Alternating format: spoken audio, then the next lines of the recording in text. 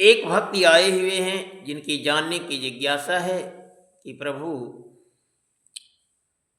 काशी जिसे भगवान शिव की नगरी कहा जाता है वह कहाँ है। सुनो बेटा, काशी ऐसी पुण्य पावन नगरी है जहां गुरु परायण होने की लोकोक्ति है, जहां पर प्राणी मात्र दुख रूपी कांटों से छुटकारा पा जाता है। लेकिन आज ऐसी काशी में जाने के बाद भी कांटों से यानी दुख रूपी कांटों से इंसान विदीर्ण क्यों हो रहा है। सुनो, असली काशी कहाँ है। संदेह यह अत्यंत तर्क संगत बात है कि वास्तव में जिस काशी को हम मुक्तिदायिनी, जिस गुरु को हम भवतारक समझ बैठे हैं, वह नितांत भ्रामक है। क्योंकि अनादिकाल से काशी का प्रभाव सत्संग रहा है, जिस सत्संग के फलस्वरूप मुक्ति तत्क्षण प्राप्त होती है। यथार्थ में काशी और गुरु दोनों एक अभिन्न वस्तु हैं। कुछ लोग काशी को त्रिकुटी भी कहते हैं, जहां पर श्री गुरु चरण कमल का वास है।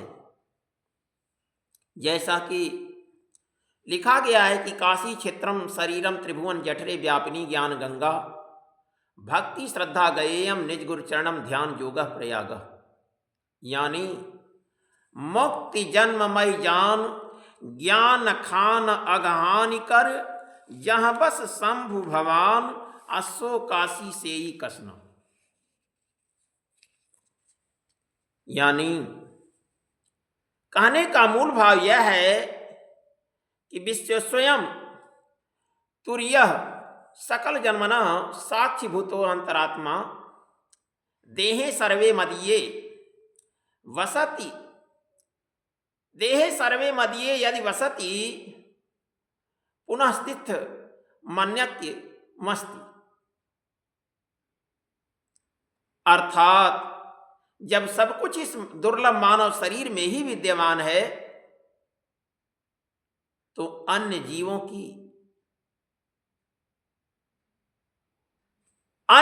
को तीर्थों में जाने की क्या आवश्यकता है। अभिप्राय यह है कि अंतरस्थ मानव शरीर के रहस्य का प्राकट्य तब तक असंभव है जब तक सद्गुरु की कृपा न हो जाए। यानी कहने का मूल भाव है कि सद्गुरु खोज करके उनसे नाम का उपदेश लेकर के भजन करना होगा, उनका ध्यान करना होगा, उनकी सेवा करनी होगी, तब जाकर के यह रहस्य यानी मानव शरीर के भेद का रहस्य खुलेगा।